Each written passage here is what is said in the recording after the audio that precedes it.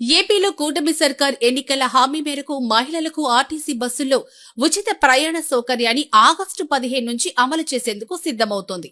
అయితే ఇందులో భాగంగా 5 రకాల సర్వీసుల్లో మాత్రమే ఈ ప్రయాణాన్ని అనుమతిస్తామంటూ, అలాగే ప్రీమియం సర్వీసులైన నాన్ స్టాప్, ఏసీ, ఇతర సర్వీసుల్లో అనుమతించబోమంటూ తేల్చి చెప్పేసింది. దీంతో ఇప్పుడు అన్ని రకాల బస్సుల్లోనూ మహిళల ప్రయాణానికి అనుమతించాలి అన్న డిమాండ్లైతే మొదలైపోయాయి. ఏడాది తర్వాత పథకాన్ని అమలు చేస్తూ దాన్ని 5 రకాల సర్వీసులకు మాత్రమే ఎలా పరిమితం చేస్తారంటూ ప్రశ్నించారు.